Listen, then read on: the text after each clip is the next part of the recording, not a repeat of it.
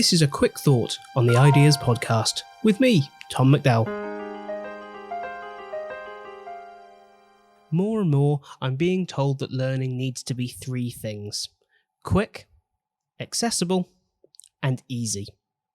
Now, I don't have particular feelings either way about whether learning should be quick. To me, that should be dictated by the content, the intended audience, and the mode of delivery. Now, when it comes to accessible, 100%.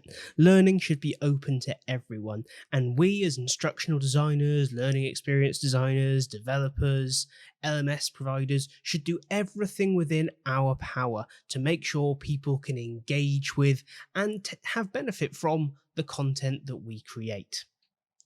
So now on to that third point. Learning should be easy. And this is where I have a bit of a problem. You see, learning should be easy to find, learning should be easy to access, but the process of learning itself isn't easy. We know that effective learning is in fact driven by a principle called desirable difficulty. Now, that's not to say that courses should be incredibly complex, 25 minutes long without good reason, and have interfaces that it takes a degree to understand. Instead, when we talk about desirable difficulty, we're in fact talking about getting the learner to expend their effort in the right places for maximum impact in terms of what they take away from the course. Think about some of your learning experiences in life. Step away from your role within the learning world and think about the things you've learned. Think about learning to drive, if, unlike me, you've learned to drive. Or think about when you learned to build something. Think about when you tried to fix something by looking things up on YouTube. Those experiences stick with us exactly because they weren't easy. We had to expend effort, measurable effort, both physically to go and find the information and try things out, and mentally by having to try and grasp new concepts, new approaches, take in information in ways perhaps we weren't expecting it. We had to experiment. We learned through trial and error. We probably made mistakes. When I did try and learn to drive, I certainly made mistakes. Thus, I had very few lessons, which I think my driving instructor was very, very pleased about. But during these experiences, we were allowed to fail, either by an instructor that knew they had created an environment that was as safe as practically possible for you to fail in and learn from, or if we were just trying to fix something ourselves, well, we failed. We either didn't fix it or we broke it and we just had to buy a new one and we learned not to do that again. Either way, we created a space where we were able to fail, learn from that failure, and grow. So why aren't we creating those experiences when we design learning? Now, I don't want to say that no one is. There are definitely fantastic examples of this out there, and this has a lot to do, I think, with the drive for efficiency in learning. That we need to get people through an onboarding program as quickly as possible and call that efficiency. Well, it's not efficient. No matter what those test scores say, no matter how many seats you've pushed through your induction program, if when people start doing their job, they can't do it, it's not efficient. Because then you just have to do it again. And now who's suffering? Well, yes, your end customers, your bottom line, but actually your learners. Because they're being told that they've failed. Which means we've failed to create an environment in which we challenge them at the right time, in the right ways, and created a space where they can fail safely. Desirable difficulty, then, is not about making life harder than it needs to be. It's about getting our learners to expend the right amount of effort at the right times to really maximise what they take away from our learning experiences. Now, there's a strong argument to say this is much easier to do with hands-on tasks, like the examples I used earlier. Look at apprenticeships. They're a prime example of how desirable difficulty is used.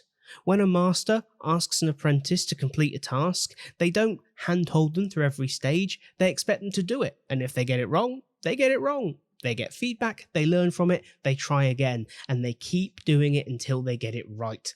And then they do it again until eventually they master that skill. And at the end, they're left with a genuine sense of achievement. Why? Because it wasn't easy. It will stay with them, and we see this in the higher education world. Completing a degree, a master's degree, a PhD, having letters before or after your name, it gives people a sense of pride, a sense of achievement. And by making learning experiences objectively easy, we are not only creating experiences that are ineffective, but we're robbing learners of that sense of achievement. If everyone passes a course at the end, what was the point in assessing it?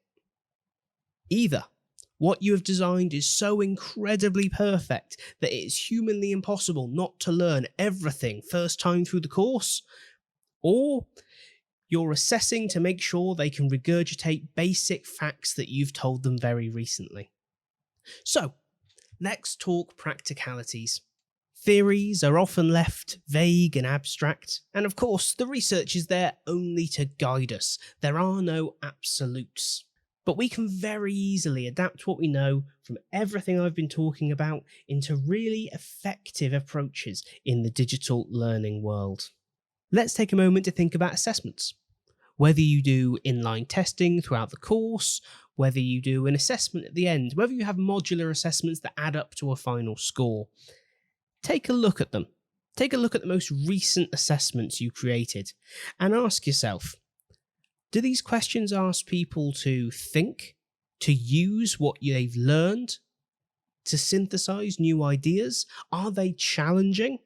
Or are you asking them to remember key facts and information and just regurgitate it, whether in the form of multiple choice questions, true or false questions, text entry questions, drag and drop questions, or entering information that's going to be assessed manually? It really doesn't matter whether it's online, offline, face to face. If the challenge isn't there, you are robbing your learner of the ability to contextualize their learning, to apply concepts that apply to them, to their workplace, to their experiences, to what they want to go on to do. So, desirable difficulty. It's not about making things harder than it needs to be. It's just about maximizing the effectiveness of every moment of learning that we provide. Think about it when you're next designing a course. Will everyone pass first time? Are you really asking the right questions? Are you demanding effort from your learners? Are you creating desirable difficulty?